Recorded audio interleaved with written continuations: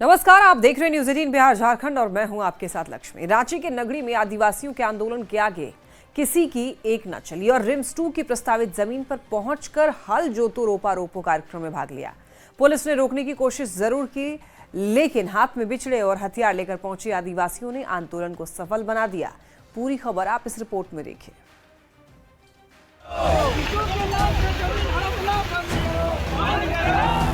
हाथ में धान के बिचड़े, कंधे पर हथियार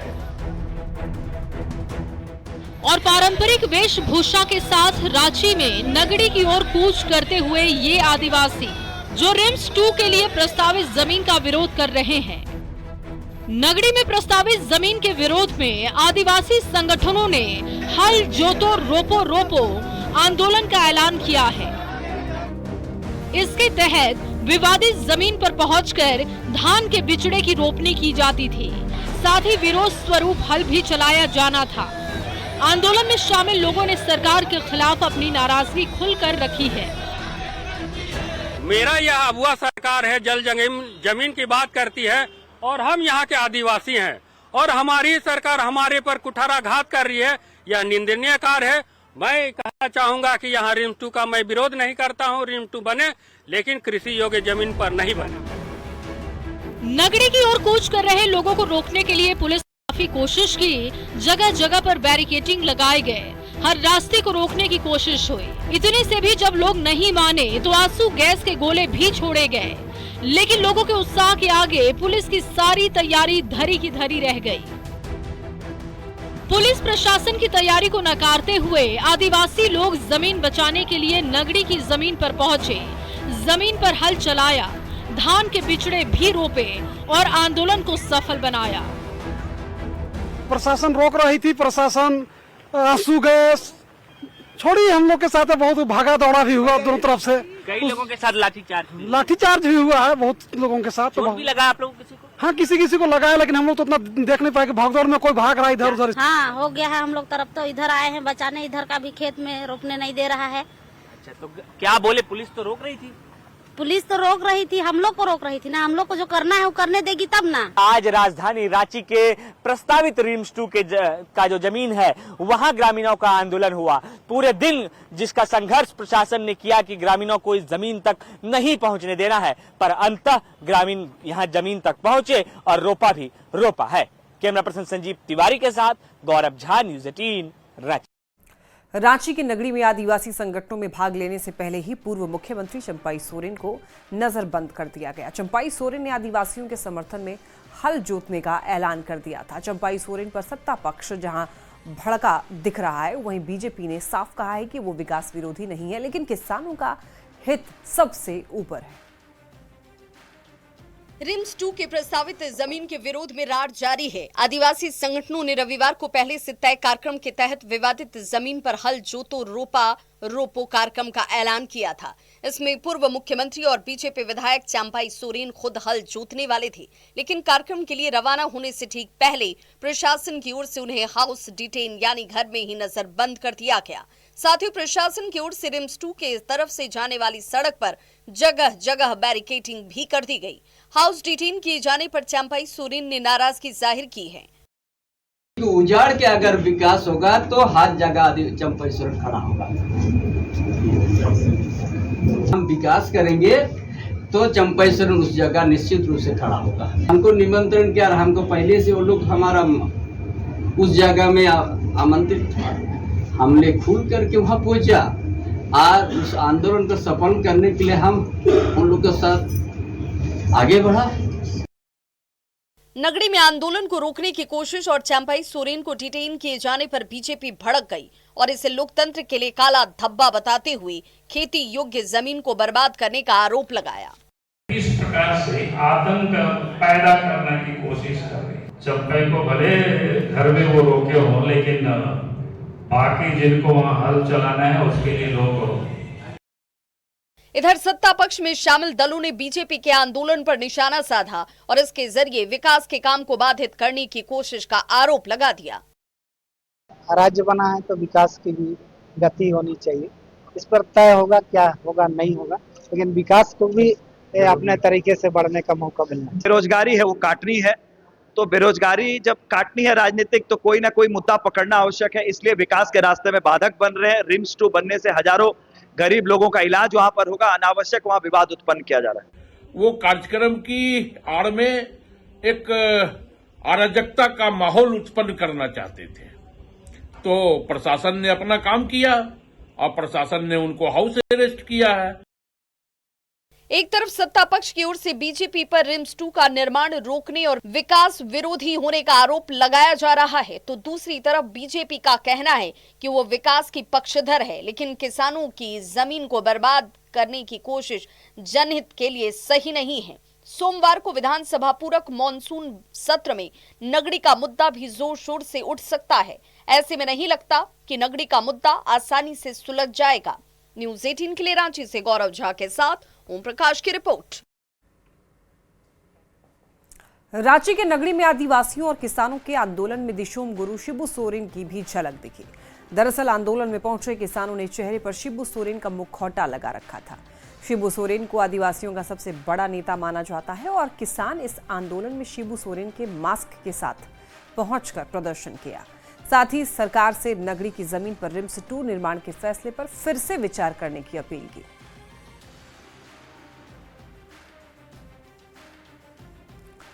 तो नगड़ी के आंदोलन में शिबू सोरेन के मास्क के साथ यहां पर लोग पहुंचे थे और किसानों का कहना था कि शिबू सोरेन जो थे वो ग्रामीणों के हित के बारे में सोचते थे और किसानों के लिए काफी कुछ किया है शिबू सोरेन ने, और इसी वजह से शिबू सोरेन के मुखौटे के साथ ग्रामीणों ने प्रदर्शन किया।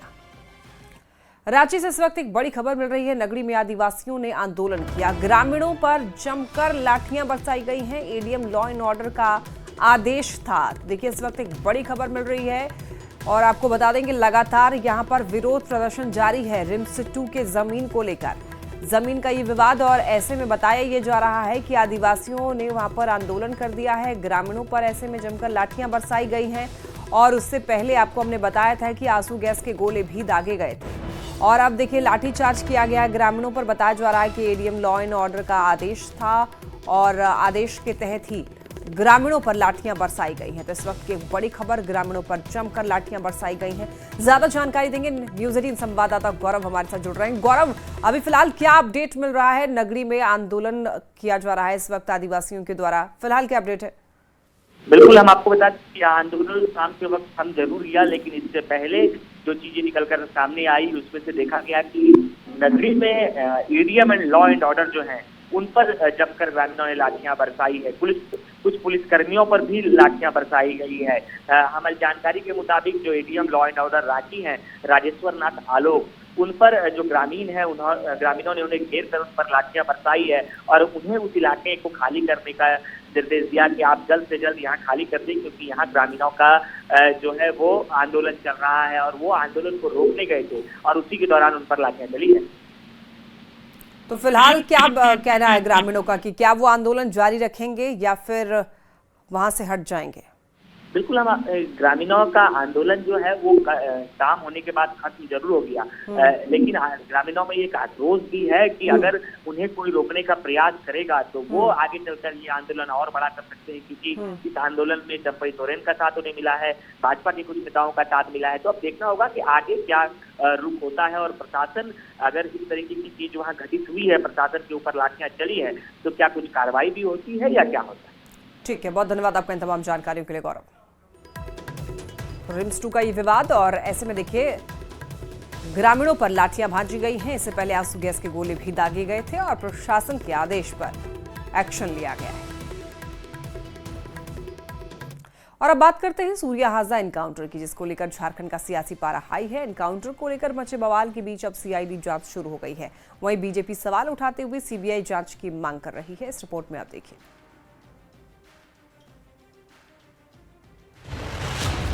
सूर्या हांसदा के एनकाउंटर में मारे जाने के मामले को लेकर सियासी बवाल थमने का नाम नहीं ले रहा। बीजेपी इसे फर्जी मुठभेड़ करार दे रही है। शासन प्रशासन के खिलाफ मोर्चा खोलकर बैठी है। वहीं एनकाउंटर को लेकर मचे बवाल के बीच मुठभेड़ की सीआईडी जांच शुरू हो चुकी है। सीआईडी मुख्यालय के आदेश पर ये जांच शुरू की गई है। आईपीएस चंदन झा इस मामले की जांच कर रहे हैं। इसीलिए हमने उस केस की इन्वेस्टिगेशन को जिला पुलिस से हटा करके सीआईडी को दे दिया और सीआईडी के डीआईजी चंदन झा को मैंने डायरेक्शन दिया है कि वो जाकर केस को सुपरवाइज करें। कल वो चले भी गए हैं और मैं उम्मीद करता हूँ कि 2-4 दिन में हमारे को पूरे केस का पूरा जानकारी प्राप्त हो जाएगी। उसके बाद आगे यही नहीं, अनुसूचित जनजाति आयोग की टीम ने भी जांच शुरू कर दी है। आयोग की टीम गोड्डा में घटनास्थल पहुंची और पुलिस से पूरी जानकारी ली। बता दें कि बीजेपी सांसद दीपक प्रकाश ने सूर्या हांसदा एनकाउंटर मामले की जांच के लिए राष्ट्रीय अनुसूचित जनजाति आयोग को पत्र लिखा था। इसके बाद आयोग ने जांच टीम गठित कर पूरे मामले की पड़ताल करने का फैसला किया था। वहीं बीजेपी के प्रतिनिधि मंडल ने जांच कर रिपोर्ट बाबूलाल मरांडी को सौंपी। इस रिपोर्ट के आधार पर बीजेपी प्रदेश अध्यक्ष ने सूर्या हांसदा मर्डर की सीबीआई जांच की मांग की और मामले में परिवार को सुरक्षा देने की भी मांग उठाई। अगर वास्तव में सरकार की कोई संरक्षण नहीं है सरकार में बैठे हुए लोगों की, तो फिर सीबीआई जांच के लिए उसको रिकमेंड कर देनी चाहिए ताकि दूध का दूध पानी का पानी हो जाएगा। बता दें कि 10 अगस्त को गोड्डा जिले में बोआरी जोर थाना क्षेत्र के पास पुलिस मुठभेड़ में सूर्या हांसदा की मौत हो गई थी। सूर्या हांसदा ने JKLM के टिकट पर पिछला विधानसभा का चुनाव लड़ा था। सूर्या कई मामलों में वांटेड था। वहीं दूसरी तरफ सूर्या हांसदा के एनकाउंटर को फर्जी बताकर पूरे मामले की सीबीआई जांच की मांग विपक्षी दल और कई आदिवासी संगठनों की तरफ से उठाया गया। सोमवार को विधानसभा में इस मुद्दे की गूंज सुनाई दे सकती है। न्यूज 18 के लिए रांची से ओम प्रकाश और निरंजन कुमार, गोड्डा से अमित सिंह की रिपोर्ट।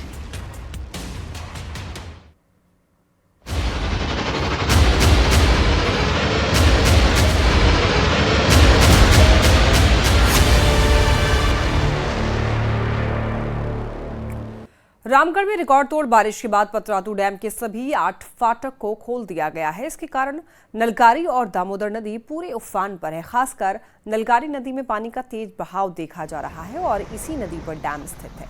जिला प्रशासन ने लोगों को नदी और डैम किनारे जाने से मना किया है। इसको लेकर अलर्ट भी जारी किया है। अधिक जानकारी दे रहे हैं संवाददाता जावेद खान।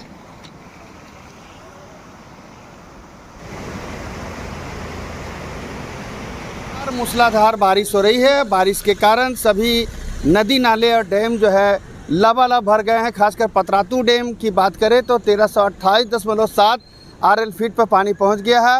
ये नलकारी नदी है जो पतरातू डैम पर ही स्थित है। देख सकते हैं पूरे उफान पर नलकारी नदी है और ये नलकारी नदी आगे जाकर के दामोदर नदी में मिलती है। दामोदर नदी का भी इसके कारण जो है जल स्तर बढ़ गया है। डैम के कुल 8 फाटकों को इस बार पहली बार खोला गया है। 8500 क्यूसेक पानी जो है वहां से लगातार छोड़ा जा रहा है। जल स्तर अगले बार बहुत ज्यादा था, इस बार उससे कुछ कम है, लेकिन जल स्तर देखने से लग रहा है कि उसी तरह का नजारा है। उसी तरह का नजारा है।